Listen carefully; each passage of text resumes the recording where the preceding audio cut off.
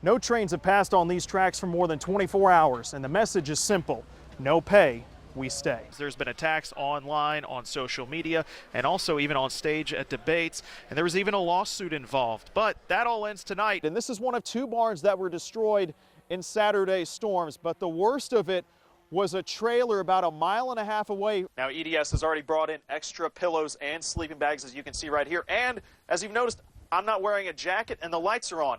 They brought their own generators too. Yeah, we arrived here just after 11 o'clock, less than 10 minutes ago, and there are already more than a dozen KSP and sheriff's deputies here on scene. Now, his parents say that he's run away from home before. He snuck out of the house. He's a teenager. But this is different. In 2017, more than 70,000 Americans died of a drug overdose. 2/3 of those deaths were opioid involved. Police say that surveillance video could make a difference in their investigation because the video does not lie. This is a protest that miners did not want to resort to, but after missing out on thousands of owed wages and no answers, they felt like there was no other choice. As the bags bounce on the cornhole board, there's a familiar feeling of community near the tracks. And all the miners, we're brothers.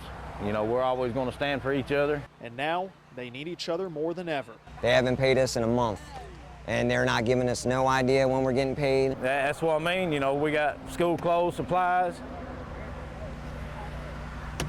and we're not being able to get all this. That's the reason we're doing this today. You know, they're trying to sell coal and get their money, but, you know, where's our money?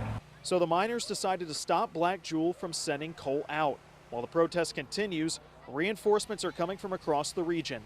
Kathy Carter is a retired teacher from Mercer County. She's participated in many pension protests in Frankfort, so she feels for these miners and wanted to help. We just need everybody to pull together and hold hands across Kentucky. Church groups brought food and water. Volunteers put up tents. John Evan Jackson Corbin fired up their grill. One company even brought porta potties. Our county has come together and just supports us in every way they can.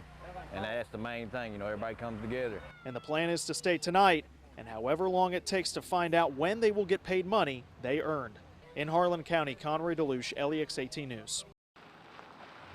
Coming back home and starting to see the destruction on our way in, we just totally went into work mode. For the next 48 hours, police went door to door, checking on people who stayed home during the storm.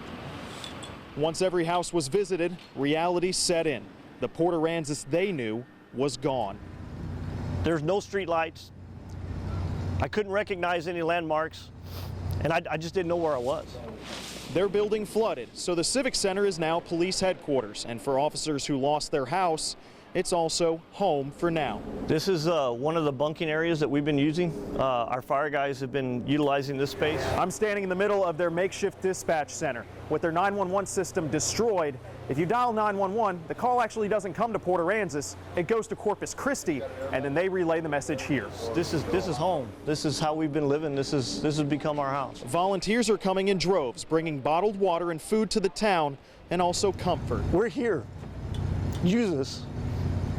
Take care of yourself. Take care of your people. You can't repay that. You just can't. While a daunting task now, the people that make Port Aransas a special place are determined to return. Today is not the day to come to Port Aransas. Give it a month or so. It'll be back to, we'll be all ready for spring break, which I believe is in 128 days. But we're going to get through it. That's what we do. That's what this town is. We're going to pull together, and we're going to help each other, and we're going to recover, and we're going to rebuild. Before Selection Sunday, True Blue fans were hoping for a road to Minneapolis through Columbus and then Louisville. Much easier drives from Lexington. Unfortunately, that didn't happen, and the new journey covers a lot more miles and costs a lot more cash. I spent a couple of hours this morning checking on prices for flights out of Lexington, hotels within a mile of the games, and the cheapest tickets. In Jacksonville, a ticket costs $72 for the games tomorrow, then, assuming UK wins, about $130 for Saturday. A room will cost more than $600 for 3 nights, and this morning, airfare was $450, but that price is already rising. If UK makes the Sweet 16 for the 3rd year in a row, a round trip to and from Kansas City is at least $666. A hotel will cost you around $550 for 3 nights. The Sweet 16 games will cost around $170. The Elite 8 matchup is $145. One thing to keep in mind is the bracket. For instance, if Kansas loses before the Jayhawks make it to Kansas City, that may drive ticket prices down.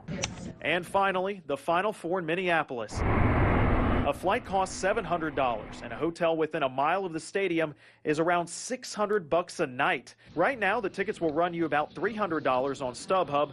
Our grand total for all 3 trips, at least $6,200. And that's without additional fees, food, and souvenirs. Keep in mind, these prices do change quickly, even in the 8 hours since I started working on this story. If you want to save a little bit of money, you can make the drive. It's less than 12 hours for each trip. Or you can stay at a further away hotel, Airbnb, or with a friend. It may be an expensive trip, but it certainly would be a memorable one for a True Blue fan.